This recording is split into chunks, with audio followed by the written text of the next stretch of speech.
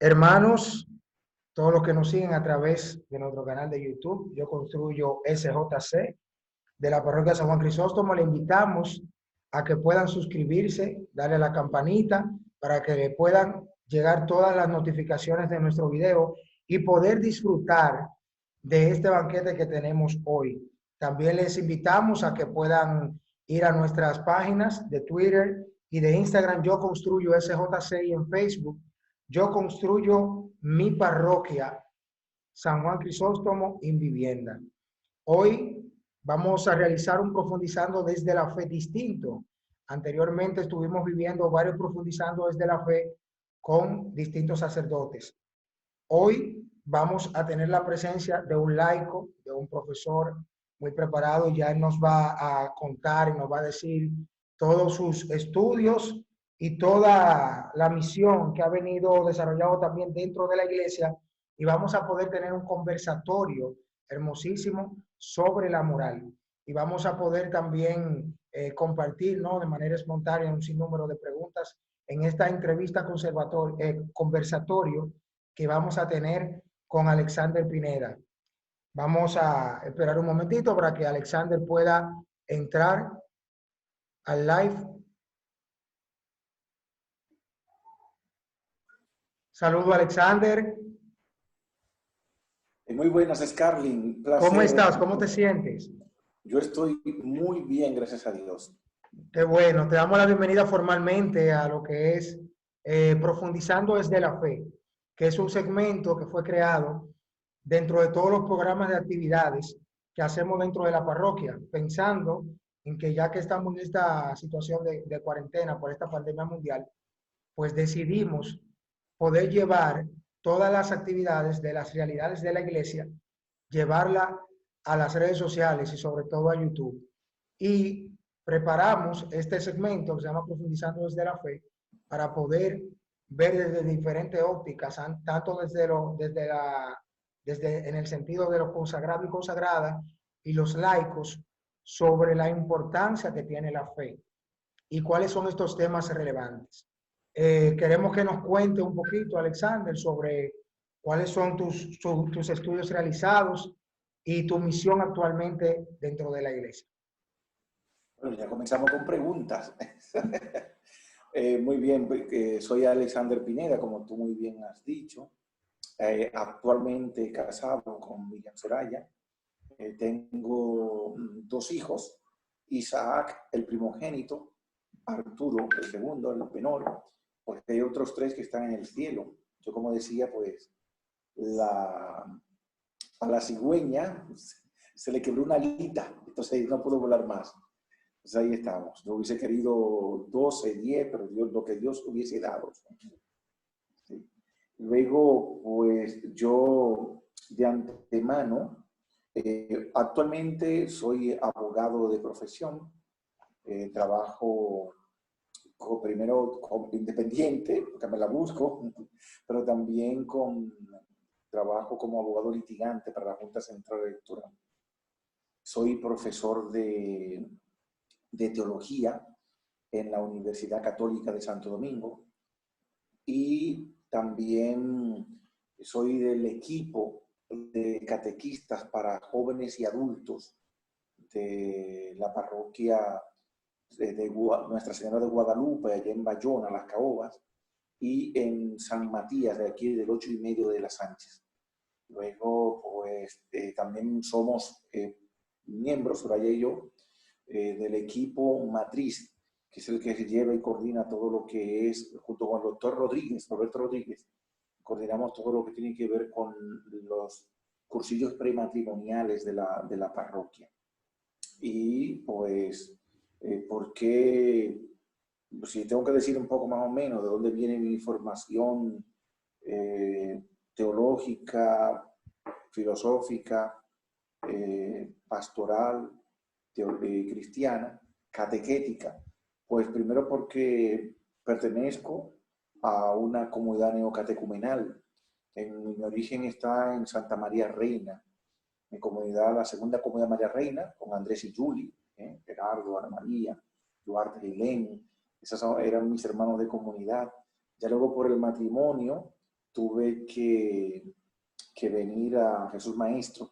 Y entonces, pues ahora soy de la tercera comunidad de Jesús Maestro. Pero también, aparte de pertenecer a una comunidad neocatecumenal, mi formación teológica viene porque yo, pues, prácticamente concluí todo el ciclo de estudios de teología en un seminario Redentoris Mater, que fue el seminario Redentoris Mater de Takamatsu, Japón, donde tuvimos la dicha de que por primera vez surgió una idea, como en Japón nosotros no podíamos ir a las facultades de teología de Japón por la distancia y el idioma, y además porque no nos aceptaban, nos miraban como bichos raros. Con Kiko, Dios iluminó y surgió lo que se llamaban la universidad itinerante. Los profesores venían de la Gregoriana de Roma, venían de España, venían de Francia, e incluso de Jerusalén. Yo tuve la dicha que el padre Nelki del santuario dice que me tiene una santa envidia, porque Dios a mí me concedió un enorme don, y fue de estudiar digamos, con los mejores teólogos, y sobre todo en el momento ya crucial de sus vidas, cuando ya lo habían desechado de las facultades, cuando estaban ya vegetando, pues entonces le propusieron de poder ayudar a esta universidad itinerante, y como no tenían nada que hacer, y lo único que han hecho ellos toda su vida era la enseñanza, vinieron con Minamón, y nosotros pudimos extraer el mejor néctar de esos profesores, que fueron, la mayoría fueron colaboradores del Vaticano II. Te puedo mencionar a Luis Bouyer, que fue todo lo que fue la teología fundamental. Te puedo mencionar al padre Farnés, para lo que era la parte de la liturgia. Con nosotros también estuvo pues, Duamar, que fue quien tradujo la Biblia de Jerusalén, el Apocalipsis y todos los textos juánicos. Y bueno, no quiero seguir, pero para que no crean que me estoy dando bombas y platillos. Sí, sí, Pero no, no, tuvo y todos esos conocimientos que usted ha recibido también han sido bien recibidos porque también usted es profesor también en estos tiempos. Sí, sí. Nelky me ha dicho una cosa, y él dice, mira, porque Nelky ha estado en mis clases, alumno mío, y me dice, mire, sus clases, yo no sé cómo le soportan los alumnos, porque usted lo que hace es que evangeliza, más que docencia, son evangelización. Y oye, es que lo único que yo sé hacer es evangelizar. Así que bueno, pues ahí estamos. Maravilloso. Nosotros, en lo particular, le damos gracias a Dios también porque tuvimos un tiempo, una época en la que usted fue parte del equipo de evangelización aquí en Invivienda, en la parroquia y con el camino no catecumenal. Y fue maravilloso ese tiempo que pasamos juntos, que fue parte de nuestra formación en la fe y le damos gracias a Dios por eso. Y nada, vamos a entrar en materia. Vamos a entrar en materia, pero hay Sí, dos preguntas que tenemos en queue para el sí. final, la vamos a dejar, que son No, como ustedes la vean, como Virgen y ustedes la vean. barba, la vamos a dejar en queue ahí, Ah, para el bueno, final, no, bien, no, que no olvida después, rápidamente, o para que la dale, gente sepa por qué tú, ¿qué es lo que tú decías cuando me viste con la barba, que no me estaba reconociendo, decía? exactamente, Bueno, miren, lo que pasa es que no solamente por la cuarentena, que también, lo que pasa es que yo pensaba y anhelaba imitar a algún gran santo de la iglesia. Entonces me puse a ver, y más o menos, como que el padre San Pío de Pietrelcina, me quedaba como medio más o menos. Entonces me di cuenta que entre ayuno, oración, espiritualidad, ni por los tobillos. Así que dije, no, voy a buscar una cosa más suave. ¿Y cuál ha sido? Ya que no le puedo imitar en santidad, le voy a imitar en el físico. Y por eso la barba. por ahí comienza, Y la barriguita. por ahí comienza, cuando viene a ver Dios, viendo su intención, le da también la santidad, ¿verdad? Amén. Que Dios te oiga y que el diablo se haga sordo. La Virgen, No. O sea, que Dios te oiga y el diablo se haga sordo. amén, amén. No, la Virgen es Ahora necesaria para llegar a la santidad, la Santísima Virgen María. tenemos la duda, veo aquí una Virgen que está resaltada aquí, delante de usted, para que Sí. nos cuente un poquito sobre ella. Ah, no, mira, esta virgen es le llamamos la Virgen del Camino, pero en realidad todos los iconos eh, son réplicas, por decir así, de la iconografía ortodoxa. Y Kiko copió un icono de la Virgen María que es increíble. Por eso yo decía que parece una disidencia. Se llama esta Virgen en la tradición ortodoxa rusa, se llama la Kikonisa. Wow. Yo cuando escuché la primera vez el nombre, yo claro, porque es la Virgen de Kiko. No, es Kikonisa porque así se llama en la tradición. Y es impresionante, Kiko quiso plasmar el rostro de la Virgen, porque sabemos que la Virgen se le apareció a Kiko. Y cuando Kiko quiso plasmar el rostro de la Virgen, resulta que el más cercano a lo que él pudo ver como el rostro de la Virgen era la Kikonisa. Entonces no es Kikonisa por Kiko, Argüello, sino porque así se llama en la tradición ortodoxa. Una cosa extraordinaria de cómo Dios lleva las cosas. Porque se mató los pájaros de un tiro. Le dio de una vez el nombre del autor. Ahí nos damos cuenta que no hay coincidencias, sino diosidencias, Sí, sí. ¿verdad? Yo no digo, tendré que investigar, porque yo no digo diosidencia, sino deisidencia, que es la parte latina. Ok, ok. Bueno, usted es el experto, ¿eh? Yo No, aprendo con dije usted, que tendré que profesor. investigar. Dije que tendré que investigar. Pero muy bien, Bien, adelante. Como vamos, dicen en mi barrio, fuego a la lata. vamos arriba, vamos al mambo. Nosotros hemos tenido un sinnúmero de dudas en ¿Ves? El base padre a la Nelky moral. toma agua y cosas y no se sabe qué cosa toma. Yo también me guillo Salud, salud, salud. a la salud. Nosotros tenemos un sinnúmero de dudas con respecto a la moral. A veces no tenemos La moral. el conocimiento como tal, y creo que este es el mejor espacio, y ahora que lo van a estar viendo un sinnúmero de hermanos y hermanas, no solamente aquí en el país, sino fuera del país, que van a poder recibir este conocimiento sobre qué es la moral, en primer lugar, Y, luego bueno, la... y respondemos de una vez, ¿qué es la moral? Sí, Ah, vamos bueno, arriba. venga, dígame de una vez, ¿qué más? No, me Moral. gustaría saber qué es la moral, la ética, para saber si son lo mismo. Ok, ok, ok.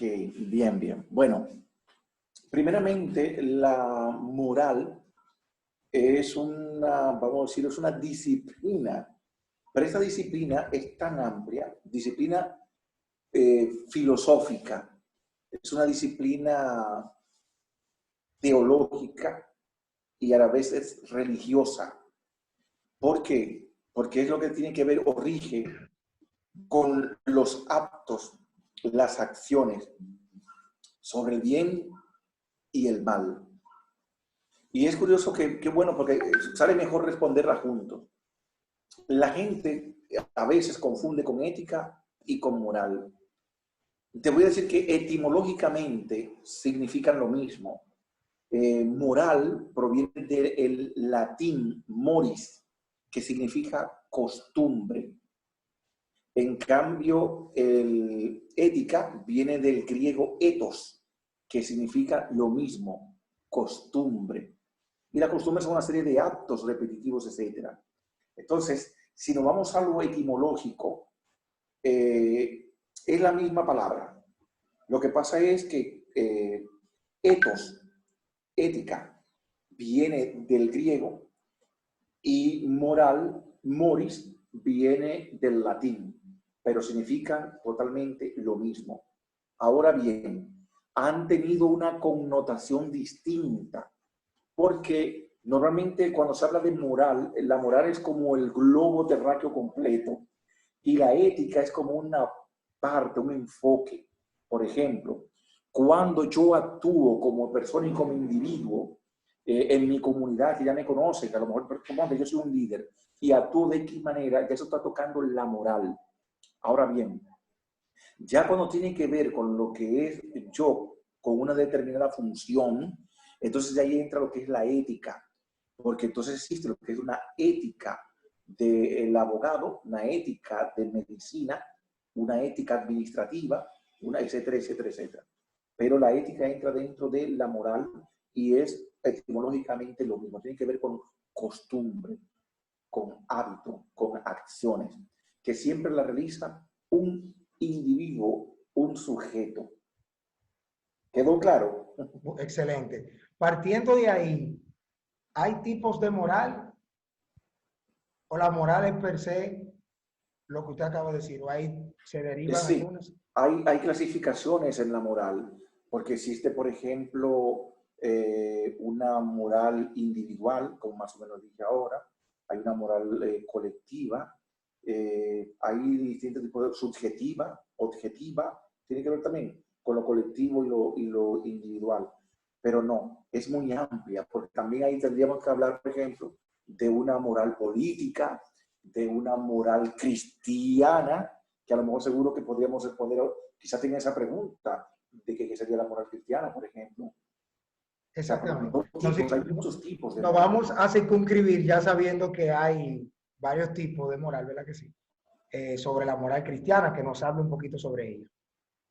Mira, la moral cristiana son todo lo que la serie de normas y de reglas, preceptos que rigen la vida de los creyentes en Cristo. No los cristianos, de los creyentes en Cristo. Entonces, no es lo mismo, por ejemplo, una moral social o una moral colectiva que rige una sociedad a lo que sería la moral cristiana. Porque, por ejemplo, un ejemplo, la moral social va a regir de que tú no robes, de que tú te portes bien, por decir así, que cumples ciertas reglas, etcétera, o normas. Pero en la moral cristiana, porque todo lo que vivimos en sociedad, bueno, porque también una cosa que quizás no me lo preguntaste, la moral tiene un objetivo, tiene una función, un porqué, y es que tiene que haber normas, tiene que haber reglas de juego, porque desde inmediatamente, si yo vivo solo, yo puedo eructar, tirarme pedo, no bañarme si yo quiero, porque vivo solo y puedo vivir a mis anchas. Pero inmediatamente ya comienzo yo a convivir con otra persona, comenzamos a convivir con otros, ya sea como familia, ya sea como comunidad, ya sea como barrio, ya sea como sociedad, como país. Entonces la cosa cambia. Ya tienen que haber reglas. ¿Por qué? Porque, por ejemplo, si yo estoy casado, entonces tú no puedes venir a enamorarme de mi mujer, ni yo puedo enamorar de la tuya. Eso ya son reglas morales para ver cómo, para que la sociedad pueda funcionar bien, para que después tú y yo no nos matemos como dos perros. Entonces hay reglas. Y si cada uno obedece estas reglas, todo funciona bien. Y esta es la finalidad de la moral. Ahora bien, la moral cristiana va mucho más lejos. ¿Por qué? Porque la moral social, la moral colectiva, la moral en toda su extensión, va a regir, los principios morales van a regir para todas las personas que nacen en este mundo. Y ahí estamos nosotros. Sin embargo, la moral cristiana ya va a circunscribir a un grupo más, vamos a decir, más pequeño, que son entonces la serie de normas y reglas de la ley de Dios y de la Santa Madre Iglesia que acatan, por la cual se rigen los creyentes en Cristo, los seguidores de Jesús. Más o menos se entendió. Bien. Entonces, bueno, ya lo de la funciones, de lo funcional ya de la moral, ya usted habló un poquito en su exposición ahora. Entonces, según la moral, el actuar mal significa romper reglas como tal, entonces. El Sí, mal acto. mira qué sucede. Porque la moral está muy ligado a lo que es a lo que es la ley, a lo que es la norma. Por eso hablar, por ejemplo, el origen de las leyes civiles y penales, en el fondo son leyes morales. Porque si nosotros vamos, por ejemplo, al código más antiguo que se conoce, que es el código de Hammurabi, que es muchísimo más antiguo que el decálogo de Moisés en la revelación, el decálogo de Hammurabi tiene un montón de reglas y normas que rigen. Entonces, por ejemplo, lo de la ley del talión, de ojo por ojo, diente por diente, no le hagas al otro lo que no quiere que te hagan y todo eso, ya eso está en el código de Hammurabi. Y De ahí que surgen todas las leyes. Entonces, claro, si las leyes que son normas, yo no las acato, yo quebranto una norma, estoy entonces faltando la moral, pero estoy quebrantando entonces una regla social, una ley social. Por ejemplo, moralmente, lo que dice la ley, lo ideal es que en una pareja, por ejemplo, se deban fidelidad y respeto, que es curioso. Esos dos aspectos entran dentro de lo que son los principios morales, que la fidelidad, el respeto, dentro de los 10 principales principios morales. Entonces, claro, cuando uno de los dos, o los dos, cada uno por su lado, porque esto de la liberación femenina ha llevado esta vaina lejos, ¿viste? Cuando ambos, uno de los dos o cada los dos por su lado, quebrantan y respetan este vínculo, este juramento que se hicieron mutuamente de fidelidad y de respeto, pues entonces no es un acto libre individual. Se están faltando a ellos mismos, a este voto que han hecho de fidelidad y respeto, y también a la sociedad, para que tú veas lo curioso que es esto. Y mira, no sé si más adelante tienes esa pregunta, pero hay un punto importante que tenemos que aclarar. Cuando se habla de moral, entra lo que se llama la objetividad. ¿En qué sentido? Sobre todo cuando hablamos de la moral cristiana. En la moral cristiana, y en toda la moral es así, es alguien que desde el externo pone las reglas del juego. Por ejemplo, en el Génesis, Adán y Eva no ponen las reglas del juego. Es Dios quien pone las reglas del juego. Y les dice, mira, de todo lo que hay aquí, dense banquete. Se pueden bañar en cuero en esa laguna, te pueden comerse toda, en vez de 5 frutas pueden comer 10 si ustedes quieren. Pero este árbol, ni me lo miren, de lejos, por decir así. Dios es el que pone las reglas. Entonces ahí donde está el gozo. Que independientemente del sujeto y lo que piense el sujeto, por encima está el creador, por decir así, el que se inventó la moral. Por eso tú verás que muchísimas cuestiones, hay muchas interrogantes. Por ejemplo, un pagano, o muchísimos cristianos, sobre todo los jóvenes. Yo me invitaron a tratar este tema con los jóvenes de Santiago, fue interesante. Porque todo el mundo se pregunta, pero ven acá, vamos a ver. Por ejemplo, si mi secretaria que está por la maceta me cae bien y yo le caigo bien, nos cogimos cariño. Si nosotros vamos a una cabaña y nos damos cariño, que estamos los dos faltos de afecto, ni la obligué ni me obligó, libre, voluntariamente nos quisimos. ¿Dónde está el pecado? Ahora, si yo soy quien la violo, si la obligo, a ver si me entienden. Entonces, por eso, lo de la moral está muy por encima del sujeto, porque el sujeto puede pensar, eso está bien, si me gusta, dale para abajo, ¿dónde está la maldad? Entonces, no, es que si es bueno o malo, no lo decido yo. Eso ya es alguien por encima, trasciende al individuo y a la persona. Es por ello que en el Génesis quedan bien claras las reglas del juego. ¿Quién es el que manda? ¿Quién es el que impone las reglas? Y que es Dios. Entonces, ¿dónde está el pecado? El pecado original, sobre todo brota de ahí. Porque el pecado original no fue un pecado de gula. Tampoco fue un pecado de lujuria. Porque creen que como que fue que Adán y Eva le entró hambre cuando vieron la manzana y se la hartaron, no fue de gula. Tampoco dicen, también muchos dicen, incluso las canciones, jugando con el morbo, que la fruta prohibida es el sexo. La fruta prohibida. Y tampoco. El pecado original fue un pecado de soberbia, de no aceptar que otro de afuera me imponga las reglas. ¿Qué Dios es arriba ni qué Dios es abajo? Yo decido. A mí nadie tiene que decirme lo que yo tengo que hacer. Yo decido. Ese acto de soberbia ha sido el que nos ha acarreado todo lo que estamos sufriendo nosotros hoy con lo que es el pecado original, la concupiscencia, porque está en lo que se llama la autonomía moral. Porque ¿de qué era el árbol que Dios dijo que no comieran? Era el árbol de la ciencia del bien y el mal. Entonces, la ciencia del bien y el mal es lo que tiene que ver con la moral.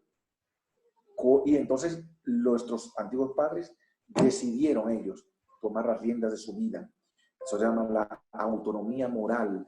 Entonces, yo decido. A mí nadie tiene que decirme lo que está bien y está mal. Yo decido que tenemos ya 4 hijos con una olla manga larga y está embarazada de un quinto. Yo decido si aborto o no. A mí nadie tiene que venir de afuera a decirme que no.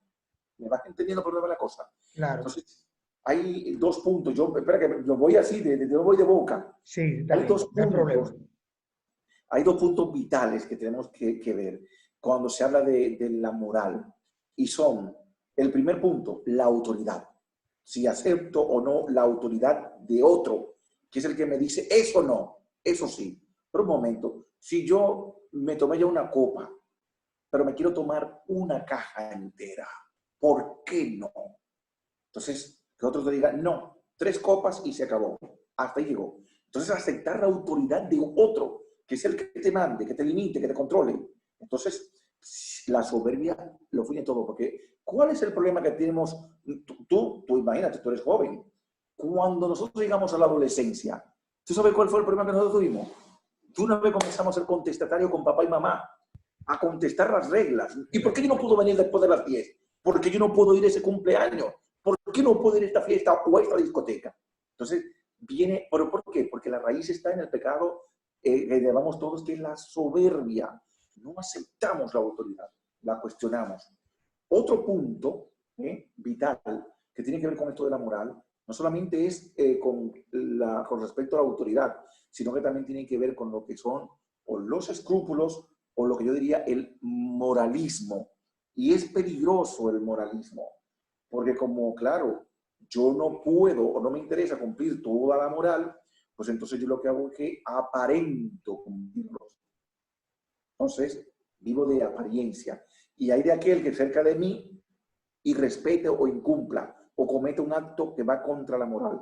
Porque como yo tengo apariencia, que son los fariseos, entonces te voy a dar bien duro por lo que tú estás haciendo. Y te voy a dar una perla. Adivina qué. Lutero, Martín Lutero, tenía problemas serios de autoridad y de moralismo, de escrúpulo. Y es por eso que nosotros tuvimos tantos problemas y dado tanto de beber. ¿Por qué? Porque, fíjate tú, como Lutero se crió con un padrastro que le daba sus buenos pecosones y le exigía mucho, entonces, claro, cuando llegó la adolescencia, la misma soberbia, como decíamos, pues se hizo contestatario.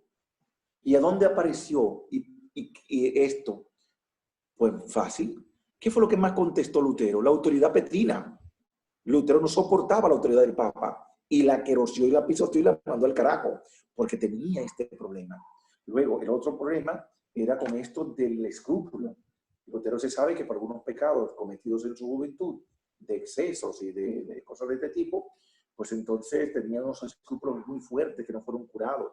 Y entonces, claro, a la hora de definir culpa, pecado, culpa, justificación, redención, se notaba que Lutero tenía problemas, deficiencias serias que tenían que ver con escrúpulos. Entonces, mira, para que tú veas, cuando uno está marcado en la historia, cómo eso afecta terriblemente. Entonces, todos estos contestatarios que andan por ahí son unos que tienen problemas serios con la autoridad y con la moral. Perdona, mi boca. No, no pasa nada. Estamos aprendiendo con el profesor. Perdona. Y no, no pasa nada. Es muy importante lo que usted está diciendo porque estamos hablando de moral y estamos viendo el contraste de lo bueno y de lo malo. Usted tocó el tema de Adán y Eva, pero es muy importante que a los que nos siguen, a los que nos ven, que le podamos decir qué es el pecado y qué produce el mismo en el hombre. Mira, qué bueno. Fíjate tú, es curioso, pero incluso hasta la misma definición de pecado toca 2 aspectos. Un aspecto jurídico o moral, que son reglas, y otro aspecto que es existencial. La primera parte, y eso es interesante, no me lo invento yo. En el Catecismo de la Iglesia Universal te va a definir perfectamente vertientes de lo que es el pecado, en la parte moral o jurídica y en la parte existencial. El pecado, según la parte moral, dice que la definición de pecado que tiene el catecismo de la Iglesia, dice que pecar es quebrantar, faltar a los mandamientos de la ley de Dios o de su Iglesia. Entonces ya ves, ya te vamos con la moral, porque la moral son las normas y las reglas. Entonces, si yo las irrespeto, si yo no las cumplo, las desacato. Acatar es obedecer. Desacatar es todo lo contrario. Por eso cuando uno se desacata, es decir, hoy rompo todas las reglas, no se desacato. Entonces, claro, en la parte jurídica es eso. Pecar es romper, faltar, contrariar las normas, el decálogo, los mandamientos de la ley de Dios y de la Santa Madre Iglesia. Pero hay otro aspecto del pecado que es vital y fundamental, que es propio en la Iglesia ortodoxa, para que tú veas, o mejor dicho, en la Iglesia en Oriente, la teología de Oriente, cuando definía el pecado, se inclinaba mucho más a definirlo como de manera existencial. ¿Y cómo define la teología de Oriente el pecado? Define como pecar es romper la amistad con Dios, es destruir la naturaleza divina dentro de nosotros. Entonces, fíjate tú, en la Iglesia, la teología de Occidente, cuando habla del pecado, tiene una concepción muy jurídica, muy moral, romper con la ley y los mandamientos de Dios, desacatarlo.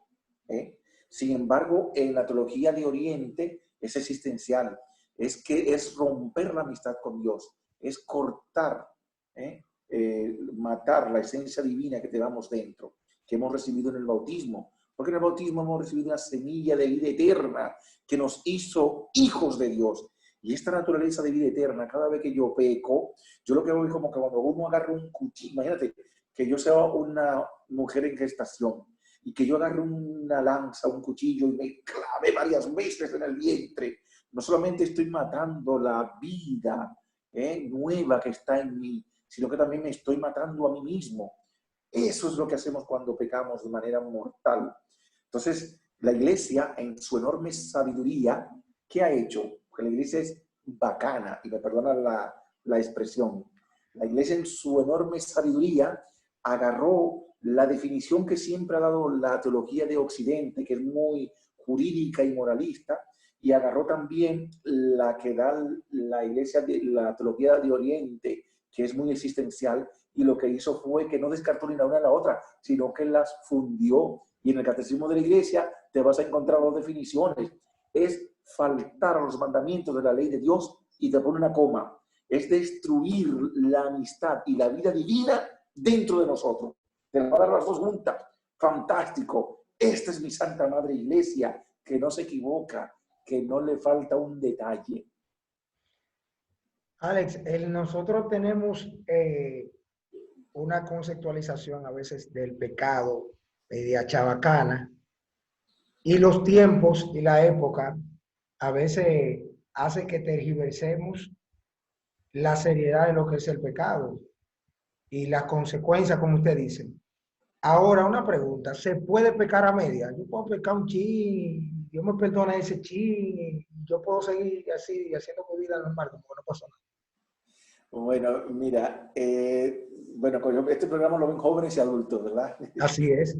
Bien, entonces te voy a responder con un ejemplo. En el mundo dicen que hay tres grandes mentiras. La primera mentira es a las 5 de la mañana cuando suelta el despertador. Cuando suelta el despertador todos decimos solo 5 minutos más. Y siempre son más de 5 minutos.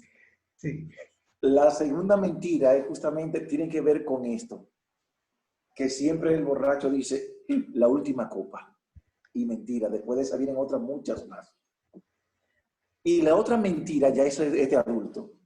En la pareja, siempre, esa es la mentira, siempre él dice, solo es un pedacito. Tú me entendiste porque tú eres casado. Sí, sí, sí, totalmente. Solo un chin. Eso pasa con el pecado. No hay pecado a media. Es mentira. El pecado es completo. Porque hay una cosa. No sé si tú en tu listado tendrás la pregunta de los tipos de pecado.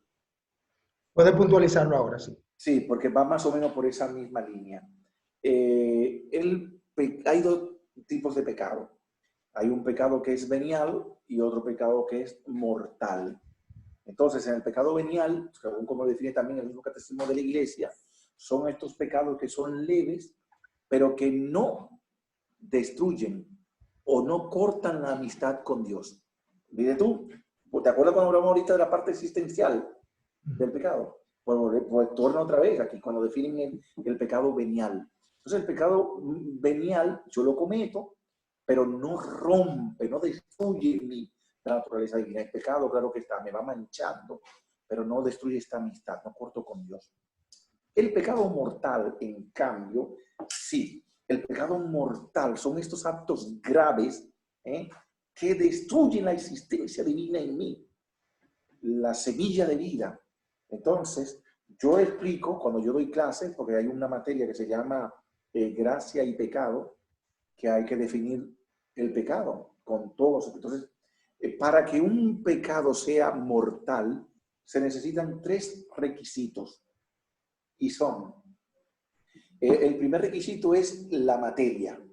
O sea, el pecado tiene que ser grave, como le explicaba yo a los jóvenes de Santiago. La materia. Si no es materia grave, entonces no es pecado mortal. Por ejemplo, yo vengo y voy a tu casa, veo una menta de fresa que me gusta y me la llevo. Me comí la menta y me fui. Entonces, bueno, está mal, pero no es materia grave. Para mejor entenderlo, yo pongo un ejemplo siempre en las clases, y es fue un señor a confesarse con el cura. Entonces, claro, él le confiesa al cura y le dice: padre, me confieso de haberme robado una soguita, una soga pequeña. Entonces el padre desde el confesionario le dice: pues hombre, hijo, pues, oye, pues esto no es pecado grave, tío.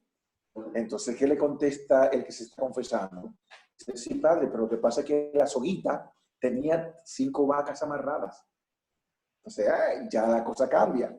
Si era la soguita sola, era un pecado venial. Pero si tenía 5 vacas amarradas, ya no es una soguita y ya entonces es materia grave, porque ya es hurto, ya es robo.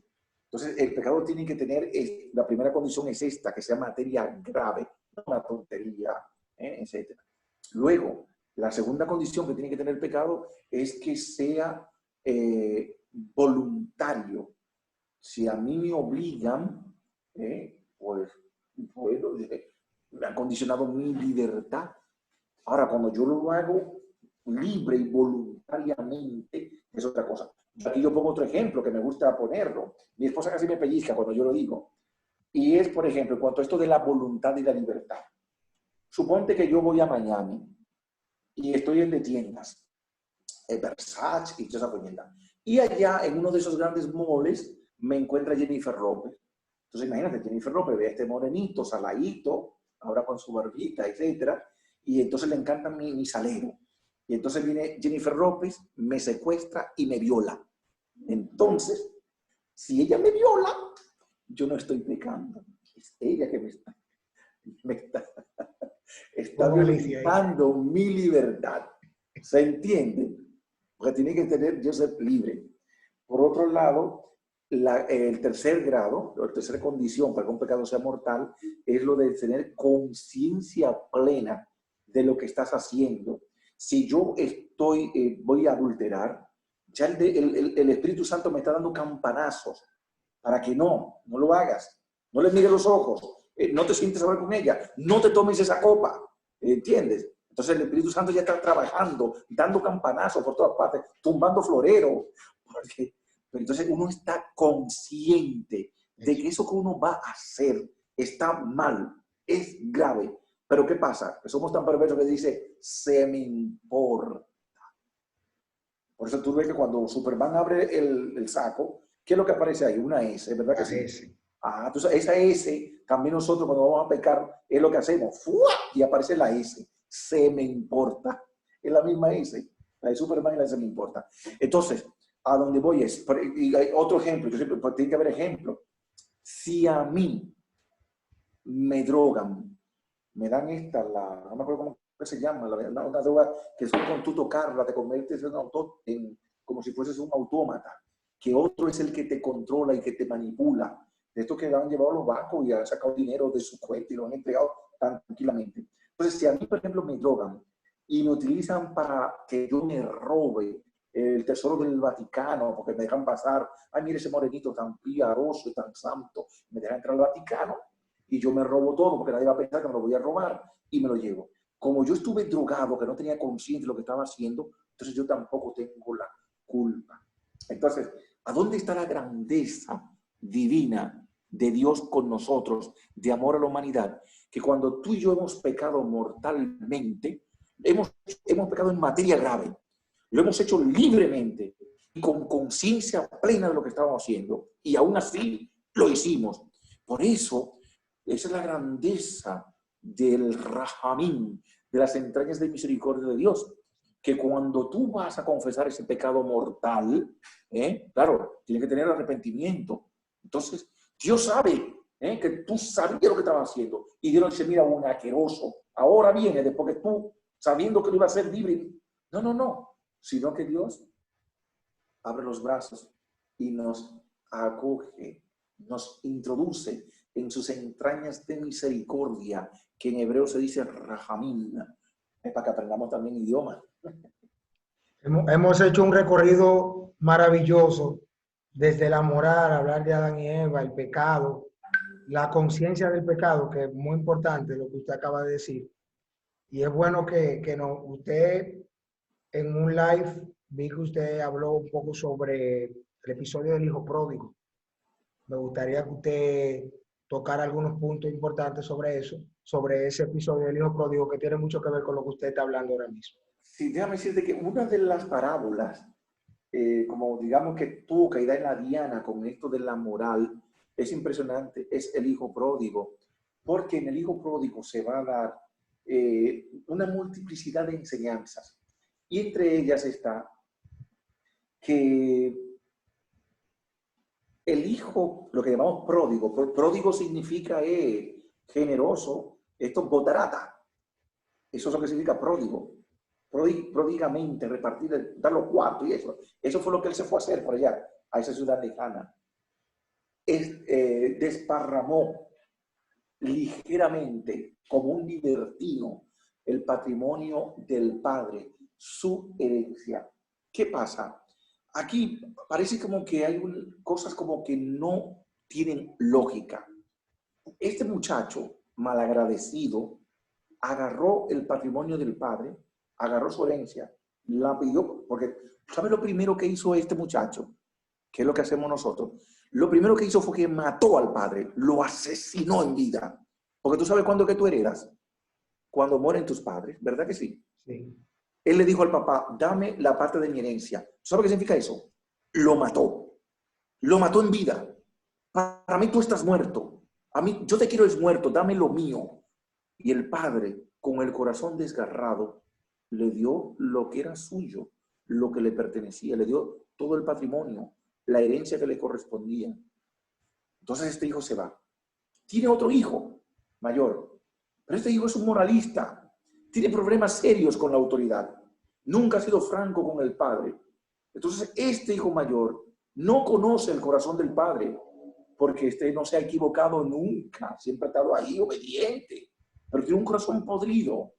Entonces, este hijo, cuando ya le cae la malaria, resulta que, como muy bien relata el Evangelio, este hijo llegó un momento que pasó hambre. Él no sabía hacer ni fregar plato para irse a trabajar en un restaurante. No, porque era el hijo de un hombre riquísimo. Ni fregar plato sabía. Algo que, bueno, mira, vete ahí a cuidar puerco. Por lo menos que los puercos no se descarguen, que no ven un lobo, lo que sea. Para lo único que servía. Y aún así, cuidando los puercos, porque su salario era miserable, muchas veces quiso comer las algarrobas. Y nosotros los dominicanos, sobre todo los que somos de campo, sabemos lo que son las algarrobas. ¿Sabe cuál es el segundo? ¿Cómo le llamamos en República Dominicana la algarroba? ¿Tú no eres de campo? ¿Cómo? No, de aquí. No. A nosotros, a la algarroba, le llamamos mierda en cajeta. Porque es como si fuese como una almendra, es más grande. Tú la partes y sale de ahí como una cosa que parece que se puede hacer como harina. Hiere, por eso le llaman mierda en cajeta, porque hiere así mismito. Pero ¿qué pasa? Que para los puercos eso es un manjar. Entonces, claro, este está pasando tanta hambre y tanta miseria, el hijo de este hombre, del padre, que quiere comer, mira, yo como lo que sea, quiere comer hasta algarrobas. Pero cuando extiende la mano para comer algarrobas, ¡pau, pau, pau, pau! No le dejan comer algarrobas, porque esas algarrobas tienen una función y es para los puercos. Los puercos tienen que engordar, echar libra para venderlo mucho más caro. Entonces, él descubre que él vale menos que un puerco. No tiene valor alguno. Entonces recapacita y dice, pero aquí me están gruñendo las tripas. Aquí hasta los puercos valen más que yo. Y se acuerda que en la casa de su padre, wow, en la casa de su padre, hasta los jornaleros tienen las 3 seguras. Y él está pasando miseria. Entonces él comienza a pensar, en un momento, yo aquí no tengo ni dignidad. Aquí yo estoy muriendo en la miseria. Entonces él le llega el arrepentimiento profundo. Descubre una cosa, la maqué, me equivoqué. ¿Qué es lo que hacemos todos nosotros cuando pecamos? Cuando nosotros pecamos, matamos a Dios, nos creemos más inteligentes que Dios, creemos que podemos ser felices pecando. Entonces, cuando llega la realidad, ¿qué sucede? Que entonces nos damos cuenta que la marcamos, que nos equivocamos, que metimos la pata hasta el cogote y que Dios tenía razón. Cuando yo digo no adulteres, cuando yo dije no forniques, cuando yo digo no robes, no te vengues, no mientas, Dios tenía razón, porque hay otra cosa también. Y perdona si no divago, un paréntesis.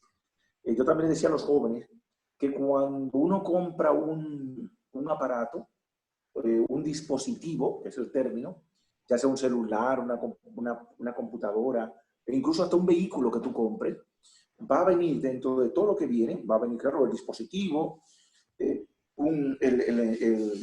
enchufe, va a venir los audífonos, va a venir todo, pero nunca va a faltar el manual operativo, cómo funciona ese celular, qué tienes que hacer, qué cosas no debes hacer para que no se fuña. Te viene un manual, esa computadora, otro manual, el carro que tú compraste de la Toyota, otro manual. Entonces, tu manual y el mío lo sabe Dios. Él ha creado tu corazón y el mío, y por eso sabe toda la metedura de pata que damos. Entonces, ¿dónde está tu manual y el mío? Que sabe cómo funcionamos, cómo funciona este hombre, cómo funciona esta mujer. Este manual lo tiene Dios. Y comenzando por las Sagradas Escrituras, por la revelación. Ahí está. Por eso, ¿cómo comienza la revelación? Hombre y mujer le creó, a su imagen y semejanza le creó. Entonces ya está indicando que para tú y yo saber de cómo este corazoncito que nos mete tantos líos y tantos aprietos, que nunca está satisfecho, el hombre y la mujer, entonces tenemos que volver a Dios. Él es el que tiene el manual operativo y yo no puedo saltarme la tablita. Entonces, bien, vuelvo. Entonces, este hijo pródigo ha descubierto que la macó. Ha descubierto que la macó. Entonces dice, pero un momento, yo puedo recuperar mi dignidad. Yo puedo volver a ser gente, más que estos puercos. Yo puedo volver a tener las 3 calientes seguras. Porque incluso, volviendo donde él, como ya yo la maqué, si me entra pecozón, él tiene razón. Si mi papá me entra a trompar y mismo, tiene razón. Pero por lo menos le voy a gritar que me aceptan que sea como un jornalero, porque el jornalero allá tiene más dignidad que yo ahora mismo y que estos puercos. Entonces, y además comida.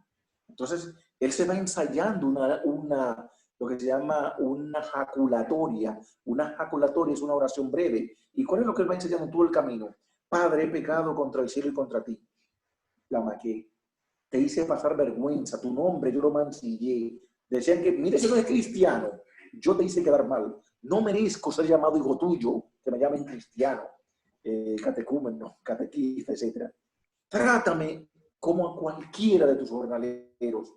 Entonces este muchacho, consciente de su pecado, embarrado de arriba abajo, va ensayando y esperando que el padre no le entre a bastonazo, y va ensayando: Padre, he pecado contra el cielo y contra ti, no merezco ser llamado hijo tuyo, trátame como uno de tus jornaleros. Y todo el camino le va ensayando todo esto. Y resulta que cuando él no sabe una cosa, porque todo parece como un baja el telón, sube el telón, él conoce su parte, que él está en falta y que está pasando trabajo, que no vale un chele, que los puercos valen más que él, y va de camino arrepentido, pidiendo perdón y esperando que el Padre, si le da la gana, libremente le perdona y le da ese puestecito al lado del perro, porque como quiera va a ser como uno de los jornaleros. Pero él no sabe que el Padre, desde el día en que se fue, todos los días, se va al camino para ver si el hijo vuelve. Todos los días, el corazón del Padre está puesto en el camino, esperando a este hijo. Entonces, claro, llegó un día que no fue igual a los demás. Hubo un día que el juego se dio a más, porque apareció el hijo y apareció el padre. Entonces el hijo va con temor a que no le entren a puñetazos y eso.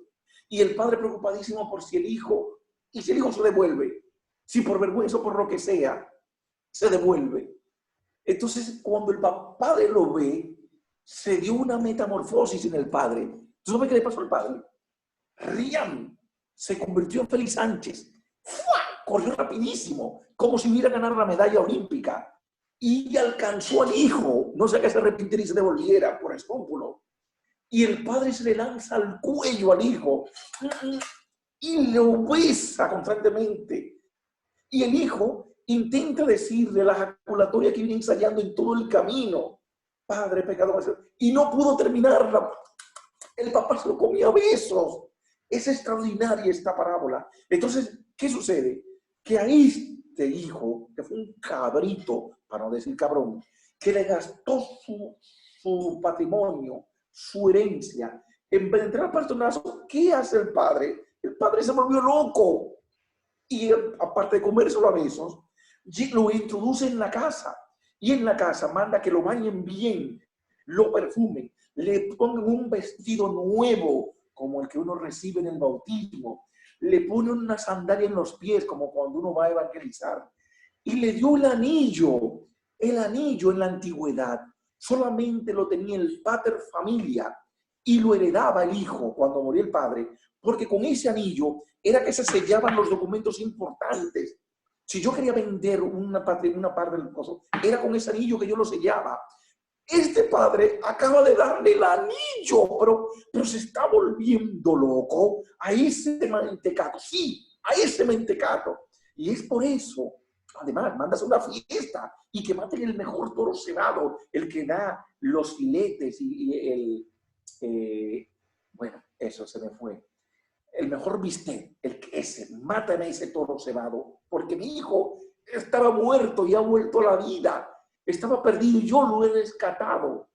Ojo, ahí es donde está el problema. Paréntesis. Mira cómo el Padre ha definido lo que es el pecado. El pecado ha matado a mi hijo estaba muerto y lo he recuperado con vida. Porque el pecado nos mata, asesina en nosotros la vida divina que Dios ha puesto en las entrañas y en el corazón del Adamá, de todo hombre, de toda mujer que viene a este mundo. Y cuando nosotros pecamos mortalmente, asesinamos la vida divina. Y asesinar la vida divina, ya no tenemos nada. Somos un cascarón roto. Entonces el Padre ya definió lo que es el pecado. Mi hijo antes estaba muerto y ha vuelto a la vida. Volver a la casa del Padre es resucitar. Volver a la iglesia donde están los sacramentos que nos regeneran. Entonces, aquí vamos. Porque también existe lo que se llama la doble moral. ¿Y en qué consiste la doble moral? En que yo te puedo vender una cosa, pero en el fondo pensar, actuar y vivir de otra. Y es con el hijo mayor. El hijo mayor, que nunca rompió un plato, se estaba perdiendo de conocer quién era el padre. Este hijo mayor tiene problemas serios de autoridad. pero también es un falso, un fariseo, un hipócrita, un moralista. Porque si le he dicho, papá, mira, yo también te voy a matar en vida. Yo también quiero mi herencia, mi patrimonio. El padre se lo hubiese dado. Y cuando metiera la pata y volviera, el padre iba a hacer la misma fiesta. Pero el hijo mayor, ¿qué hace? Entonces saca todo lo que lleva dentro, todo su fariseísmo, sus mentiras. Entonces dice, y fíjate si es tan grave el asunto, que el hermano mayor aquerosea al padre y aquerosea a su hermano, porque dice, ese hijo tuyo, no dice mi hermano, sino que cortó con el padre y con el hijo. Resulta que yo siempre te he obedecido y ni siquiera nunca me ha dado un cabrito para yo compartirlo con mis amigos, dame un juguito, una comerona, una vaina. Entonces le está reprochando. Y ese hijo tuyo, ni tú eres mi padre, ni él es mi hermano. Ese hijo tuyo que te gastó todo con prostitutas, lo que él quería hacer, lo que quería ser el hijo mayor era eso. Porque el hijo mayor entiende, como entendemos todos nosotros, que la vida está en pecar. Porque ¿cuál es la definición que da el paganismo o los fariseos, como yo, que fui un moralista, un fariseo durante mucho tiempo de mi vida? La definición del pecado es que el pecado es algo bueno, pero que te lo han prohibido. Tú sabes lo bueno que hice de señoras.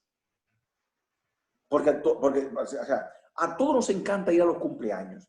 Porque en los cumpleaños, a las mujeres les gusta ir al cumpleaños y a los hombres también. ¿Tú sabes por qué? Porque en todos los cumpleaños, a ella le parten el bizcocho y a él le soplan la vela. Entonces todo el mundo quiere ir a un cumpleaños. Entonces el pecado para los paganos y para los perversos, incluso muchos estamos dentro de la iglesia, es algo bueno que nos lo han prohibido. Porque yo no me puedo ir de señoras, porque no me puedo dar un buen humo, porque no me puedo robar esos cuartos, porque no puedo hacer lo que me da mi bendita gana. Porque pecar es algo bueno, pero que lo han prohibido. Entonces, claro, ¿qué sucede? Que hay muchísimos dentro de la iglesia, como este hermano mayor, que dicen, bueno, mira, eso que están yéndose con mujeres, eso que están su buenos humos, que fuman droga, que hacen esto, que roban, que se vengan, que hacen lo que da su maldita gana, eso ahora están gozando. Pero tú vas a ver después, ellos se van para el infierno y yo ahora me aguanto, pero luego voy a la vida eterna. Oye, Dios mío, si esto fuese el cristianismo, si esto es la moral cristiana, excúsame la expresión, pero yo lo digo a la clara. Si esto es el cristianismo y esto es la moral cristiana, esto es una mierda.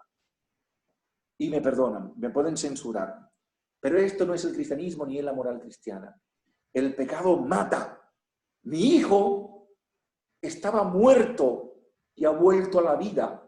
Estaba perdido y lo hemos encontrado. Entonces, convertirse es volver a la casa del Padre, es volver a respirar, a tener dignidad, a tener vida. Entonces, la doble moral lo ha dañado todo, porque ahora también nosotros, decía un autor que yo leí, moralista, él decía que el hombre moderno tiene 3 tipos de vida. Hay un tipo de vida que es la vida pública, que eso la sabemos todos, no hay ningún inconveniente. Tenemos la vida privada, que eso también sabemos lo que es y que todos lo defendemos. Pero hay otro tercer tipo de vida que lleva el hombre y la mujer moderno. ¿Sabe cuál es el tercer tipo de vida? ¿Cuál es? La vida secreta. Aparte de la pública y la privada, hay una vida secreta donde nadie se mete. Como dice la canción de Alejandro Sanz, donde nadie me ve. Y ahí yo hago de todo. Y en esa vida secreta es donde muchísimas secretarias se encuentran con su jefe. En esa vida secreta es donde muchísimos hombres respetables se encuentran con muchachitas. Y así sucesivamente. Y en esa vida secreta es donde muchísimos ven pornografía, se masturban, y etcétera, etcétera, etcétera. Nosotros nos rodea una sociedad hipócrita, falsa, que nos vende muchísimas mentiras que no nos llevan a ninguna parte. Entonces, a donde va la parábola del hijo pródigo, es un llamado a que en el pecado no hay vida. El pecado nos rebaja a una condición peor que los puercos, arrastrarnos peor que un marrano, y que en la casa del Padre hay abundancia. pero también esto, a que no seamos, a no tener miedo de la autoridad de Dios, que Dios no es un verdugo, no es un tirano, que no seamos falsos. Digan, mira, Señor, yo estoy aquí porque mi papá me obligaron a ir a la iglesia de chiquito, me han inculcado una cierta moral, pero a mí lo que me interesa es romper. Yo recuerdo que en Japón yo me hice pana full, yo era muchacho todavía y además por ser morenito no se me notaba tanto la edad. Por eso cuando yo cuando estaba en Japón, yo tenía entre 20 y 25 años, yo aparecí un muchacho de 18, modestia aparte. Por ende, yo encajaba con todos los muchachos, los hijos de familia. ¿Y qué decían los muchachos? Los muchachos decían eso, que mira, es cierto que yo vengo de una familia cristiana y todo eso, pero yo preferiría a veces romper los platos que rompen mis amigos paganos. Yo no he elegido esto. Yo nací en una familia y me han impuesto una moral, me han impuesto una serie de normas, pero honestamente yo quisiera ser libre y romper los platos como mis amigos, que ven pornografía, que se masturban, que le meten mano a la novia, que se meten mano con el novio. Entonces, oye, hay momentos en que los muchachos anhelaban todo esto, porque claro, los ajos y cebollas de Egipto siempre tiran, siempre tiran. Entonces la palabra del hijo pródigo deja bien claro que pecar es matar esta vida divina que está en medio de nosotros. Pero no siempre oye la cosa. Estoy de seguro que todos los temas que se están tocando aquí van a provocar un sinnúmero de comentarios buenísimos. Como va también a provocar comentarios este tema, que creo que es importantísimo que lo toquemos, creo que sería pertinente hablar de la castidad, que nos conceptualice qué es la castidad. Le voy a hacer dos preguntas en una. ¿Y para quién está reservada la misma? Bueno, partiendo con lo de la castidad, en primer lugar hay que decir que tocar la sexualidad. Sí. Como la sexualidad es tan y tan sagrada, pues Dios la ha protegido con muchísimas envolturas. Incluso el padre Alonso es muy bueno cuando habla de esto. En hebreo, matrimonio, sexualidad y santidad tienen la misma palabra, kiddush. Kiddush es santificar, hacer algo santo. Por resulta que el matrimonio también tiene, por el matrimonio, por lo que implica la sexualidad, tiene también este mismo origen o término, kiddush. Como la sexualidad es tan santa y tan sagrada, pues Dios la ha revestido. ¿Por qué? Porque Dios en los orígenes, por eso vemos en el capítulo 1, 2 y 3 del Génesis, Dios vino y creó la humanidad. Pero después de ahí, ya Dios no siguió creando, sino que nos dio esta encomienda al hombre y a la mujer. Y por eso a nosotros nos llama procrear, colaborar con la creación. Entonces, si Dios es el que ha creado a la humanidad y después de ahí nos lo confió a nosotros, ¿cómo nosotros colaboramos? Yo no nací porque mi papá le lanzó una margarita a mi mamá y ahí nací yo, no. Tampoco porque mi papá le dio un besito a mi mamá, no. ¿Sabes cómo nací yo y cómo naciste tú? Porque nuestros padres hicieron cuchi cuchi, o sea, ejercieron el sacramento, vivieron la sexualidad. Y esto es tan santo y tan sagrado que por eso tiene un altar, tiene una alcoba en secreto.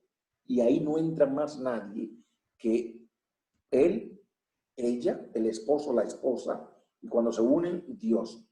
Y es la primera vez en que se rompe la matemática, porque 1 más 1, ¿cuánto es?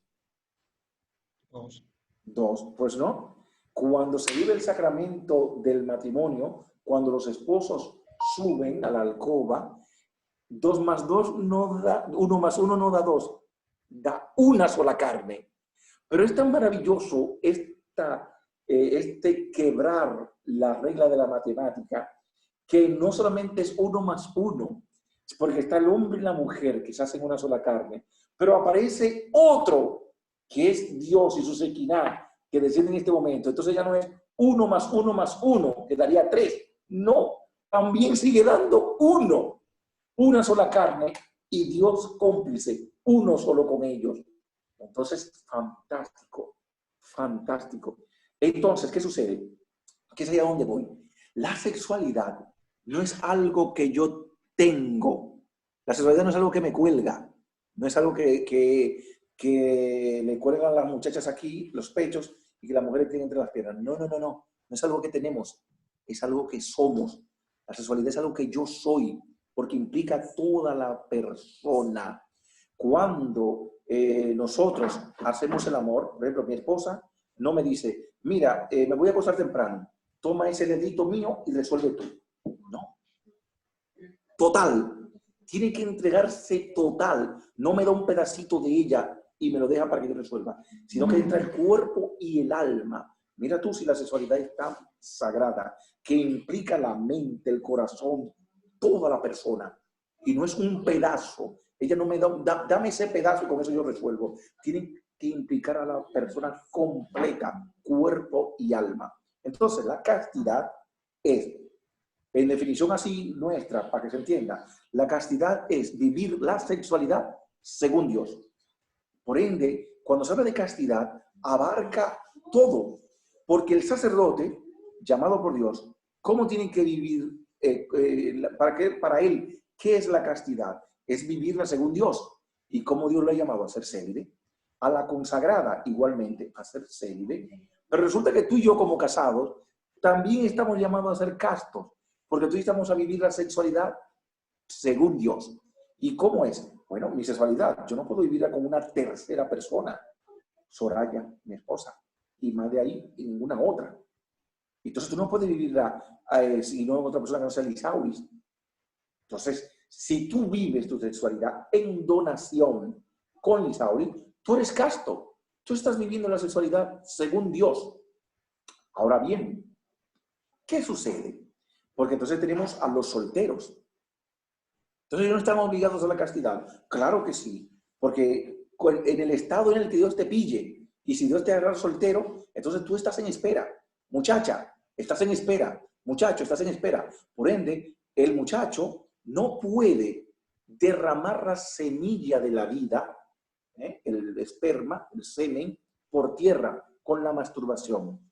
No, no, no puede, porque está llamado a la castidad, a esperar esa tierra fecunda que Dios pensó desde toda la eternidad para él, para el muchacho. Entonces él está en espera y ahí va. Y ella no puede tocarse. Hay un día del mes que le sube la temperatura por todos lados, un calentón que quiere sobarse. Entonces no, ella no puede sobarse, pero tampoco puede llamar a un amiguito que la sobe. Tampoco, porque tiene que tener un respeto al cuerpo, esperando a aquel que Dios ha pensado para ella, que es el conjunto que van entonces a sembrar la semilla de la vida en esta tierra fértil que es ella, pero en un sacramento de donación.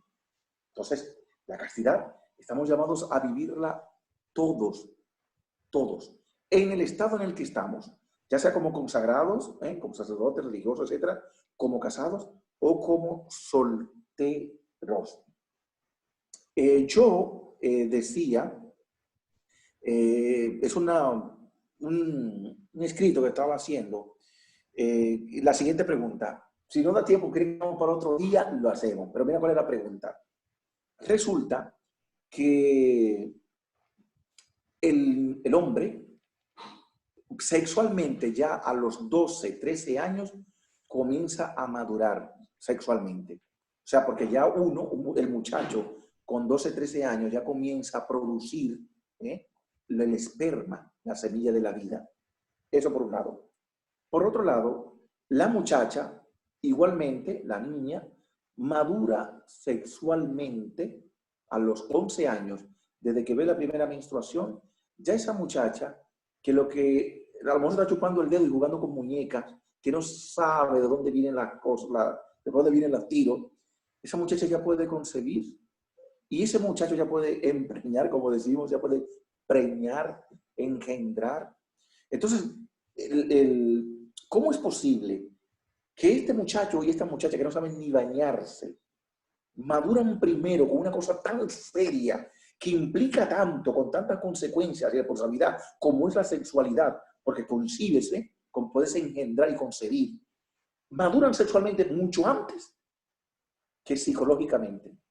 Cuando una muchacha comienza a darse cuenta de, uy, lo serio que es lo de poder concebir, yo puedo quedar embarazada. Cuando un muchacho llega a darse cuenta que, oye, espérate, yo puedo embarazar a una muchacha, yo todavía estoy estudiando, no tengo trabajo, no tengo ni idea de por dónde van los tiros. Entonces, cuando llega a pensar ella y él de lo serio que es el asunto, a madurar psicológicamente, ya hace tiempo que ella menstrua y que él produce esperma. Entonces, el bucapié, la pregunta maliciosa. Tú dirás, si la respondemos de una vez o lo dejamos para otro momento. Tú lo puedes Se responder. equivocó. La pregunta, espérate, la maliciosa, no la ha oído la pregunta. Que él y ella, mucho antes que madurar psicológicamente, maduren sexual y físicamente, ¿se equivocó Dios? Dios va a provocar que ese muchacho sea un maniático sexual con la masturbación, la pornografía y todo eso, o que viole a una muchacha, o esa muchacha se ponga de vagabundita, está dando a todo el mundo un avionazo en el barrio, porque no maduran primero psicológicamente, cuando sepan la enorme responsabilidad que es la sexualidad, entonces que maduren físicamente. ¿Se equivocó Dios? Porque nosotros maduramos primero físicamente y después psicológicamente. La pregunta capciosa, ¿se equivocó Dios?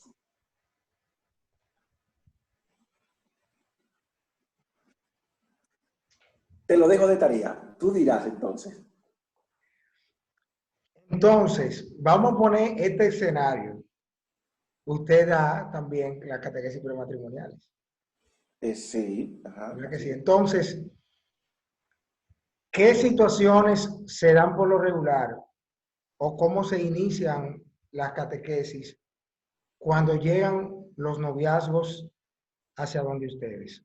¿Cómo comienza este proceso de formación que es un puente, ¿no? Es una ayuda idónea para formarse al matrimonio? Mira, nosotros cuando lo inscribe la parroquia convoca diciendo que ya se van a abrir, hay muchos jóvenes que ya están esperando. Entonces, cuando ellos se inscriben, bueno, hay, por ejemplo, 15 parejas. Entonces, tú no lo vas a creer. En nuestros cursos prematrimoniales duran nada más y nada menos que 10 encuentros. Son un poquito largos. ¿Por qué? Porque nosotros lo primero que intentamos hacer es iluminarles, darles conciencia de que es tan serio el paso que quieren dar, que es para que se lo piensen. Que muchos vienen ya con fecha y todo. Y cuando escuchan bien lo que les decimos, muchos dicen, bueno, déjame pensarlo muy bien. Porque nosotros, es curioso, como nosotros somos de la comunidad de neocatecumenales, nosotros, claro, no es igual, pero nosotros tocamos el ciego de Jericó la primera noche. Nosotros hablamos de quién es Dios para ti y para qué vives. Y nosotros anunciamos un querigma. Y luego entonces hacemos una penitencial. Porque primero lo ponemos en su realidad. Pero le hablamos claro de que es tan serio el paso que quieren dar, que queremos que se lo piensen. Porque incluso hay muchos, que también lo decía, que entonces algunos llegan a decir, por ejemplo, que han cogido prestado, que ya han estado fornicando en el noviazgo antes del matrimonio. Entonces, si son sinceros y piden ayuda, nosotros se la damos. Y lo primero es que entonces no se pueden casar, porque primero hay que curar esas llaves que están abiertas y que es un desastre, porque la sexualidad es como un caballo desbocado. Entonces, si tú Dios no te concede la gracia de la castidad por un tiempo, no pueden. Porque mira, sería arrojar un sacramento que es importantísimo, es arrojarlo a los puercos y a las margaritas a los puercos y las perlas a los perros. Porque, ¿qué sucede? Y por experiencia propia, cuando nos han pedido ayuda, bueno, le hemos dicho las cosas bien claras. Y nosotros entonces le decimos, bueno, si ustedes quieren que esta relación, que este sacramento sea a largo plazo, pues entonces ustedes tendrían que separarse por un tiempo. Primero que se confiesen, que piden ayuda, que venga la gracia, que le oxigene el alma, entonces luego que se separen un tiempo. Y que cuando él por separado viva en gracia, aprenda a vivir en castidad, que no se toca, que no fornica con otras mujeres, que ella tampoco se entrega a nadie más, que ella tampoco se toca. Entonces, cuando aprenden a Dios a domesticar el cuerpo y la sexualidad, entonces, después de un tiempo pueden volver, si es de Dios, que sean ellos, o que puedan casarse con otro. Porque es que el matrimonio, el noviazgo, es una preparación al matrimonio. El noviazgo es un tiempo, Nelky lo define muy bien, el noviazgo es un tiempo de discernimiento. Este muchacho con el que yo me estoy tratando, ¿será el hombre que Dios ha pensado para mí desde toda la eternidad? Esta chica que me cae tan bien, que yo estoy tratando, es quien a Dios ha pensado la mujer con la que voy a compartir mi vida desde toda la eternidad. Entonces, es bien serio. Entonces, cuando uno fornica en el noviazgo, le ha enlodado todo, lo ha embarrado todo. Entonces hay que separar distancia, tiempo, para que el manantial vuelva a poner de nuevo abajo todo la ciénaga, el fango, y que se vea el agua cristalina, y que se pueda beber la pureza del agua. Y hay mucha debilidad, hay mucha pobreza, sí, pero está ahí abajo. Y mientras nadie lo toque, mientras esté la gracia, esa agua sigue cristalina fluyendo y se puede beber y consumir.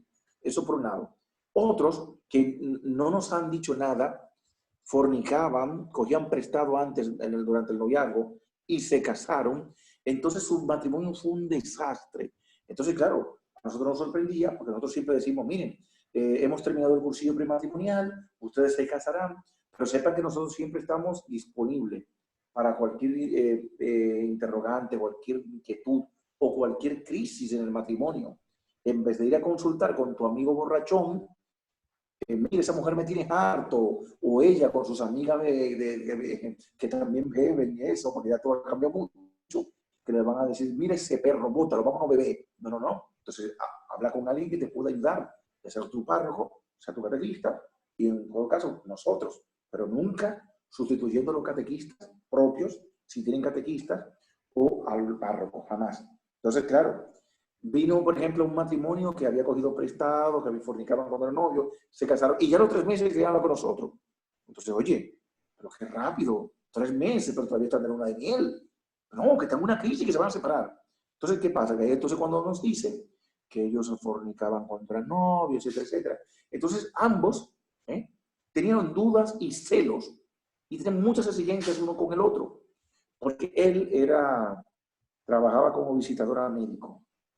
Entonces, claro, ella entendía que como él se tenía que ir una semana por los pueblos y a veces iba a congresos internacionales fuera del país, ella decía, ese me lo está pegando. Si cuando éramos novios no se aguantó, no es verdad que él es como el buey. Tú sabes como el buey. Tú sabes que el buey, Carlin, el buey dicen que vive de agua y paja. Entonces decía que él no era un buey. Ese allá me la está pegando. En el hotel tiene una con él en la habitación. Entonces el tipo decía que ella le estaba asfixiando la vida con sus celos. Pero él también tenía su comidilla, porque como él también estaba fuera del país, ella no se aguantaba, ella se le ha entregado en el noviazgo. Entonces ahora que yo estoy fuera, ¿qué garantía tengo yo de que ella con un exnovio, con un compañero de trabajo o con un vecino no me le está pegando? Y esa araña estaba destruyendo este sacramento y este matrimonio. Entonces, claro, óyeme, usaremos esto antes del matrimonio, antes del sacramento, porque las cosas después se complican. Y lo mejor es que nadie, porque eso sí, nunca nos escandalizamos. Dios lo puede todo, pero uno tiene que dejar que entre la gracia, tiene que abrirse a la gracia y dejarse ayudar, de pedir ayuda. Por ejemplo, en la moral, vamos a decir, como una moral del noviazgo. Dos novios, uno cuando es novio, uno, claro que se atrae. Imposible, ¿cómo? Si tú me dices que tu novio no te atrae, yo no sé entonces qué relación es esa. Porque tu novia tiene que gustarte de arriba abajo y atraerte por todos lados. Entonces, claro, no pueden estar solos. Entonces, muy bien, pueden conversar allí, donde lo que están hablando no lo oigo, no lo sé, pero no están solos. No puede meterse mano delante de papá y mamá. Entonces, claro, no pueden irse a la habitación. Entonces van para el cine. Y que, no, pues, lamentablemente, como los mexicanos, ahí viene uno con su sombrero grandísimo, un cuñado, un hermanito, otro hermano de comunidad que nos acompañe y vuélvete a la casa. No dije, bueno, salimos del cine, no, no, no. Entonces uno pide ayuda, uno pide, etcétera. Entonces para eso están los catequistas, está el párroco o un director espiritual. Entonces en ese sentido, entonces la castidad es vital. ¿Quieres ser feliz en tu matrimonio?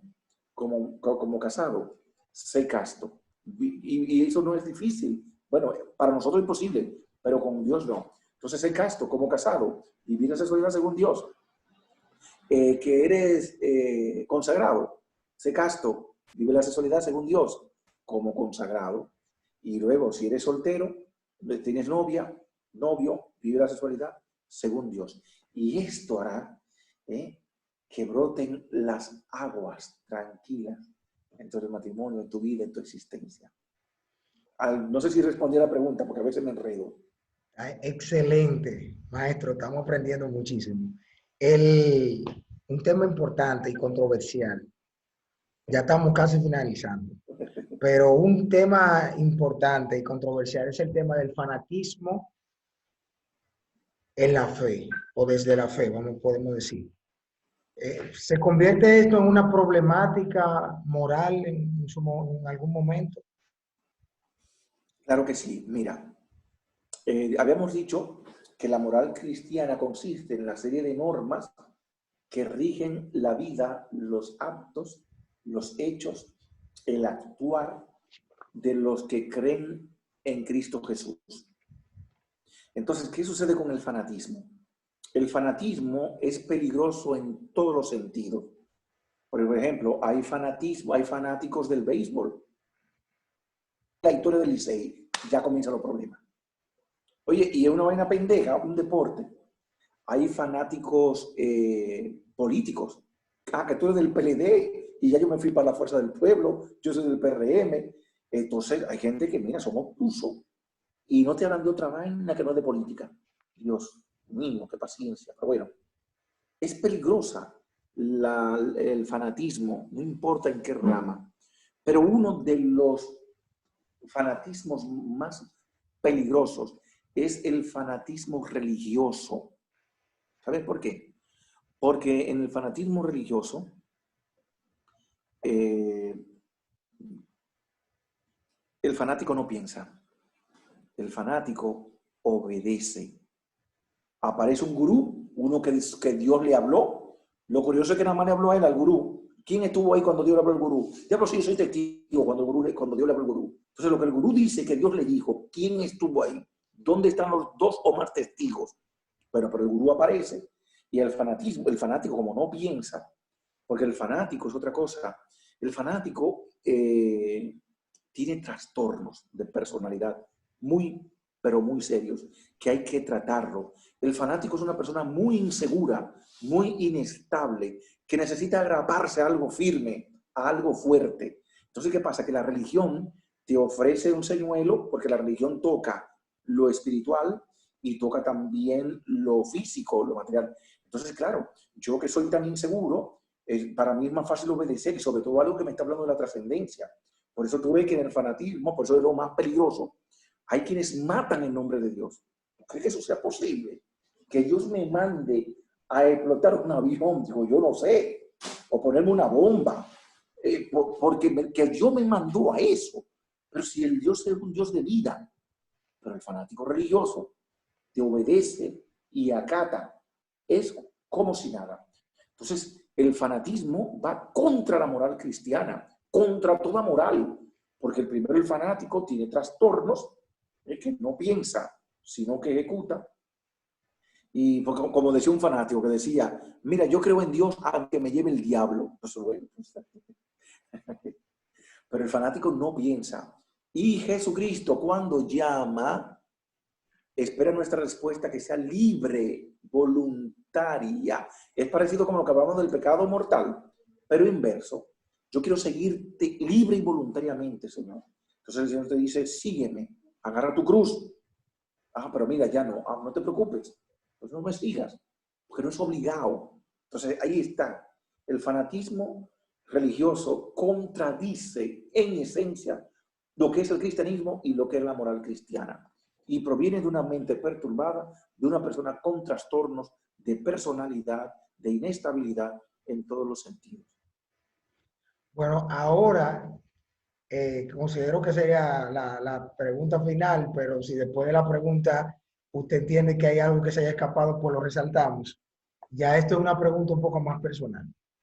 Sí. Eh, ¿En qué momento, claro, tomando como referencia que ya es una frase que se ha hecho muy famosa y el autor el autor lo tengo al frente ahora mismo?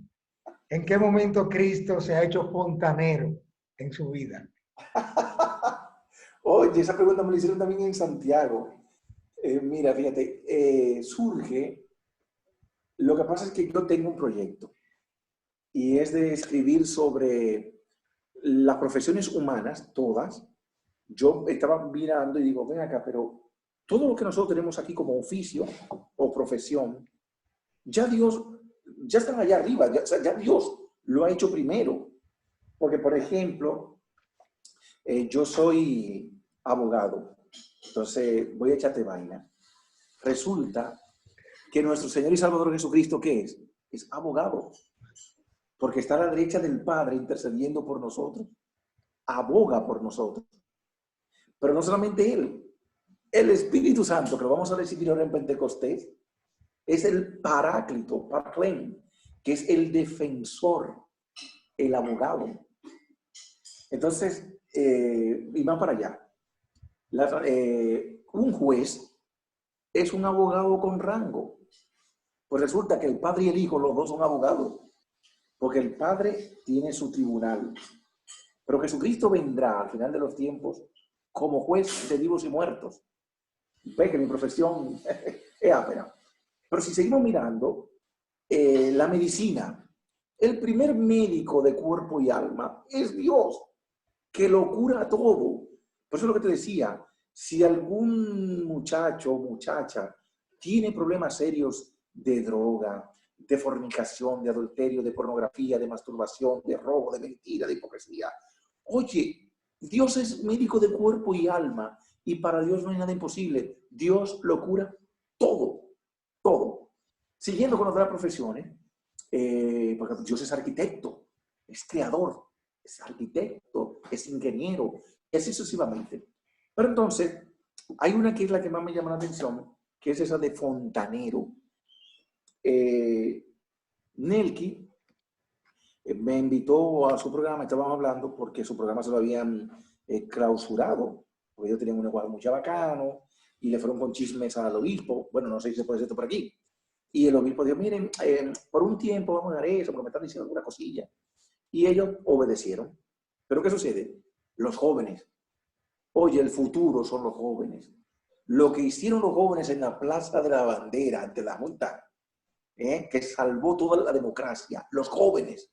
Pues los jóvenes se amotinaron de manera virtual por las redes y escribieron al arzobispado diciendo, oiga la quema. Ellos nos están dando una palabra de vida que está escasa en este tiempo de cuarentena. Ustedes nos la van a dar, pero con el mismo lenguaje, porque ustedes nos aburren. Decían los jóvenes, nosotros vamos a la iglesia, oímos una homilía, un sermón, y nos dormimos, chateamos, miramos por otro lado. Ustedes nos van a dar la palabra que nos están dando al mismo nivel, con la misma jerga, a ver si es así. Entonces, Nelky me invitó, porque le dieron permiso de reactivar la red, el live. Entonces Nelky me dijo, mira, me gustaría, ya que tú eres profesor de teología, que tú tengas una intervención este domingo para que hables a los jóvenes y les diga si nosotros teológicamente estamos contradiciendo algún dogma o estamos diciendo cosas que va contra la Santa Madre Iglesia. Pues bueno, yo intervine, aclaré y todo eso. Pero al final Nelky viene y dice, gracias Alexander por haberte embarrado con nosotros, porque es posible que a lo mejor en tus clases, lo mismo que fueron hablando de nosotros a al arzobispado, puede ser que vayan a tu clase y vayan a con los chismes. Pero te damos gracias por haberte como rebajado, ensuciado por nosotros. Entonces ahí donde yo le digo, la frase, digo, no, mira, lo de los distintos oficios que tiene Dios, hay uno que es el que a mí me cala y me toca el alma, las venas, y es justamente el oficio de fontanero. El fontanero, aquí casi no se conoce el término, porque nosotros conocemos al plomero, que el plomero es el que te arregla una llave, una filtración, etc. Pero el fontanero, que también aquí lo tenemos, lo que pasa es que el término no lo usamos, el fontanero es aquel que cuando se tapa el pozo séptico, es aquel que viene y saca toda la mierda para que podamos usar de nuevo el baño tranquilamente por 15, 20 años más. Trabajo vital. Entonces, yo decía que no, ha habido alguien, Jesucristo por mí, se hizo fontanero, porque cuando yo en mi libertad, de modo grave, libre y voluntariamente, creyendo que iba a ser feliz, me he lanzado y he pecado mortalmente, Jesucristo ha tenido que descender a mi mierda, a mi pozo séptico, a mi infierno, y me ha sacado de ahí. Y me ha dado también una vestidura, sandalia, me ha dado un anillo, me invitó a un banquete. Entonces él se hizo un fontanero. Entonces fue curioso porque los jóvenes le caló, les gustó, porque yo estaba hablando de mi vida personal realmente, no es teoría. Entonces hubo un joven que dijo, wow, entonces quiere decir que Jesucristo es mi fontanero. Hubo otro que puso, Jesucristo se hizo fontanero por mí. Y así aparecieron frases. Entonces el padre Nelke me dijo, Alexander, mira lo que, el bien que nosotros podemos hacer hasta con una sola palabra. Y me mandó entonces los distintos textos que estaban mandando los jóvenes porque le caló esta parte, de que Jesucristo se hizo fontanero por mí, por amor a mí. Y eso, ya cuando escriba sobre las profesiones, ya te diré. Realmente esa fue una frase que me impactó muchísimo, realmente, eh, porque es un reconocer también la debilidad y ver cómo Dios hace ese proceso de transformación en nuestras vidas. Yo espero que el Instagram suyo sea también un puente para nosotros poder conocer toda esa genialidad que usted está escribiendo, que podamos conocer por ahí un poquito. Aunque no se sabe tampoco si eso va a ser parte de un libro. No, lo que yo sé no es para mí, es para darlo. A mí me da vida, me levanta. Si puedo ayudar a levantar a otros con mil amores. Yo tengo un proyecto de mensajes que me ha dicho el padre Nelki, que ya quizá ahora en el fin de semana lo coja, el primer mensaje ya lo tengo en queue, de que mira, ahora la gente está desesperada, desorientada. Alexander, da una palabra de vida, da una palabra de esperanza, de consuelo. Así que pienso hacer cápsulas, no tan largas como por ejemplo esta, sino puntuales, Sí. pero que haga levantar la vista a aquel que viene, que es Dios. Mira, hay un punto, tú que decías si faltaba algo, hay un cuadro precioso, un icono, que a mí me impactó muchísimo, que es con la escena de la mujer adúltera atrapada en flagrante adulterio, que está, la imagen es chulísima porque está, Jesucristo está inclinado en el suelo, mirando hacia arriba a la pecadora. La pecadora está de pie con una postura muy humilde, mirando hacia abajo a Jesucristo. Y un montón de piedras en el suelo. Y dice este cuadro, dice, porque hay una cosa, a esta mujer la agarran en flagrante adulterio, y te acuerdas lo que decíamos al principio, no hay nada más peligroso que los que tienen problemas con la autoridad y con la moral, los moralistas. Son peligrosos. Entonces, los moralistas encontraron a esta mujer en flagrante adulterio. Entonces, ¿qué sucede? Esta mujer no estaba pecando sola. Si es adulterio, estaba con alguien, que además casado, con alguien casado. Entonces, qué curioso, el hombre logró escapar. ¿Por qué no la sueltan? Mierquina, qué lástima. La próxima vez vamos a poner un gancho para que agarrarlo los dos juntos. No. Se fue él, y no obstante a ella la llevan a donde Jesucristo para apedrearla, sin piedad, sin compasión. Y Jesucristo dice, bueno, pues muy bien. ¿Qué dice la ley? Jesucristo no va contra la ley, porque era un ancho. ¿Qué dice la ley? No, la ley manda que apedreemos a este tipo de mujeres. La ley de Moisés. Ah, no, pues muy bien. El que esté libre de pecado, que tire la primera piedra. Entonces ahí cuando por lo menos fueron honestos, hay un chiste por ahí que dice que la Virgen María hubiera tirado la piedra, pero suerte que no estaba ahí. Entonces Jesucristo, cuando se quedan solos, que está toda esta piedra en el suelo, ella mirando para hacia abajo y Jesucristo hacia arriba, dice esta leyenda de este icono, dice, aquel que podía juzgarme fue el único que me defendió. Y a mí me impactó mucho este icono, ¿verdad? A nivel personal también, porque, mira, yo entré a la iglesia a los 12 años, yo vengo del paganismo, y a los 12 años fui al catecismo, se descubrió que yo no estaba bautizado, me bautizaron, hice la primera comunión, yo vengo del paganismo, entonces entro a la iglesia, fui monaguillo, luego entro al camino y todo eso, y adivina qué,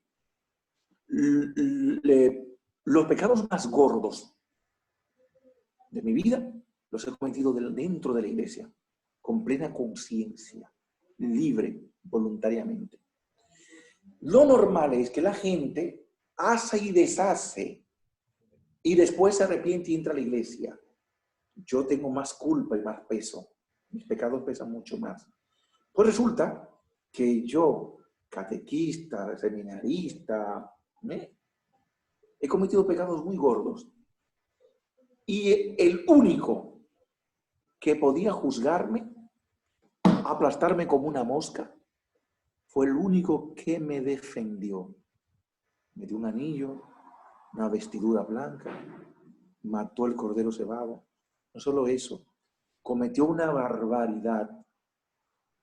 ¿Sabe cuál es la barbaridad? Lo normal es que cuando un hijo se enferma, el que tiene, por ejemplo, 300 esclavos, un dueño de casa, un hacendado, es capaz de sacrificar esos 300 esclavos por salvar a ese hijo que está perdido. Pues tú sabes que Dios hizo lo inverso. Jesucristo, Dios, por rescatar al esclavo, yo, esclavo del pecado, Él ha sacrificado al hijo. Pero ¿en qué mente cabe esto? Es que las entrañas de Dios no caben. ¿Cómo es posible que pueda yo sacrificar al hijo para salvar al esclavo? Pues eso hizo Dios por mí. El único que podía condenarme fue el único que me defendió. Otro punto importante con la moral que no puede faltar. La moral es como una losa de cemento, es una piedra pesada sobre el pecador. La moral no tiene piedad. ¿Sabe por qué? Porque, vamos a suponer, esta señora se casó a los 20 años, por ejemplo. Lleva 15 años de matrimonio, fiel, pasando penuria, pero fiel. Pero resulta que a los 15 años de matrimonio entra en una crisis existencial por el matrimonio, por per se como persona, y resulta que tiene una caída y comete un adulterio. ¿Sabe qué pasa con la ley? Con la moral. La aplasta, la condena. Esa mujer tuvo un combate extraordinario, porque recuerda de la campana que Dios le va sonando a uno. Ella tiene que calcular si lo hago, si no lo hago, tengo que sufrir internamente. Y somos humanos, cayó. Entonces, no valió los años de fidelidad, no valen los sufrimientos por los que pasó, no valen las noches sin dormir, no. Sin piedad, la moral le condena. Es por eso que yo como David, si es por la moral, todos a mí me señalan con el dedo. Mira ese, el que fue a Japón. Mira ese que es catequista. Todos me señalan y no me dejan pasar una. Pero por suerte para mí Dios tiene otro código ético. Dios tiene otro código moral. Y es el de perdonarme 70 veces 7 el de introducirme en su rajamín, en sus entrañas de misericordia. Entonces, si a ti el mundo te está condenando por un pecado grave que has cometido, si a ti todos te están señalando con el dedo porque son unos moralistas y te están midiendo con una vara de la moral, vente a la iglesia, vente a las entrañas de Jesucristo, que Él tiene otro parámetro. Él es el único que, pudiendo juzgarte, es el único que te va a defender. Él no es moralista. Él no tiene problema con la autoridad. Él no tiene problema con el Padre. Al contrario, prefiere cambiarse y aguantar en el chaparrón, los boches y todo por ti y por mí. Mira, se celebró el orgullo gay. El domingo fue el orgullo gay a nivel mundial. Lo que pasa es que por las redes, gracias a Dios no sonó tanto, pero jodieron, ¿eh? Mi esposa tuvo que hasta publicar unas cosas ahí, etc. Entonces, ¿qué sucede? Mira, si, por ejemplo, está la fila del orgullo gay y yo me meto en esa fila, ¿qué va a pasar? ¿Qué van a decir los moralistas? Me van a señalar, ¿verdad que sí? Y me van hasta a tildar de ser uno de ellos. Pues mira, como Jesucristo no es moralista, ¿sabe qué hizo Él? A Él no le importó y se metió en la fila de los pecadores y no le importó que lo señalaran. Por mí, se metió en esa fila, por amor a mí. Y no le importa que diga, pero tú, si tú andas con borracho, eres un borracho. Si tú andas con pájaro, tú eres pájaro. Si tú andas con ladrón, eres ladrón. Pues Jesucristo, mira, se metió en la fila conmigo, en la fila de los ladrones, de los adúlteros, de los borrachos, de los mentirosos y de los pecadores. Y no le importa que lo tilden de lo que yo sí soy, por amor a mí. Ese es el Dios tuyo y mío. Ese es el verdadero cristianismo. Por eso te decía de lo de cosas. Si queda un minuto, quiero decir otra cosa que tiene que ver con la moral. Dale para allá. Esto va a salir larguísimo. Yo decía que es importante también. Nosotros, con la moral, nos educan y educamos para que seamos personas honestas. Pero en el cristianismo damos un plus, vamos más allá. Y es que el cristiano, además de honesto, tiene que ser íntegro. Y yo pongo un ejemplo. Hubo una pareja que se fue a un hostal aquí en Santo Domingo, en el Distrito Nacional. Y en el hostal era una habitación para canquiña. Entonces ellos compraron, tú sabes lo que da canquiña, tú eres adulto, para tener sexo. Entonces ellos en el hostal pidieron una pizza, porque tú sabes que eso da hambre. Entonces pidieron una pizza, el delivery vino, el delivery les devolvió.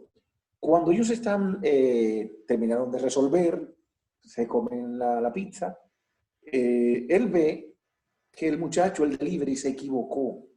Porque en ese tiempo, la pizza, la Coca-Cola y todo eso costaba 500 pesos. Él pagó con un billete de 2,000. El delivery, por error, le devolvió 2 billetes de 2,000 y uno de 500. Él creía que le estaba dando 3 billetes de 500. Y en realidad le estaba devolviendo 4,500 yayas. Cuando ellos se dan cuenta, dice, ay, mi madre, pobre delivery. Cuando él vaya a cuadrar, el pobre le van a hacer pagar el dinero que le falta. Como ellos se dan cuenta, dicen, bueno, mira, vamos a alistarnos y vamos a ir a la pizzería, a la franquicia y a devolver el dinero. Cuando ellos van allá, como no saben con el muchacho, no saben nada de eso, pues entonces piden hablar con el gerente. El gerente de la sucursal los recibe y le dice, dígame qué puedo hacer. Mire, el delivery nos devolvió mal, y nosotros hemos venido a entregar y a devolver el dinero sobrante, porque no es nuestro, no nos pertenece. El gerente se queda de piedra. Dice, no, pero esto nunca se ha visto, porque ustedes no viven ahí, ¿verdad que no? Ustedes se hubiesen ido y el delivery jamás en la vida lo iba a ver. Y se quedaban con ese dinero. Mucha gente se hubiese ido y se quedaban con el dinero. Pero esto es impresionante, dice. Ustedes son un ejemplo, un monumento de honestidad.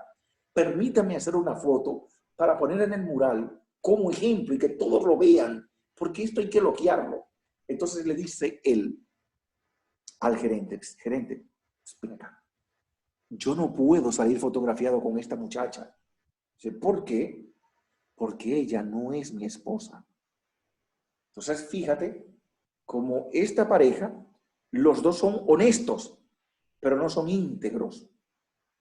Nosotros los cristianos no solamente estamos llamados a no robar lo que no es nuestro, no solamente estamos llamados a la ética y a no emborracharnos y a no... Nosotros estamos llamados a ser íntegros, castos, fieles.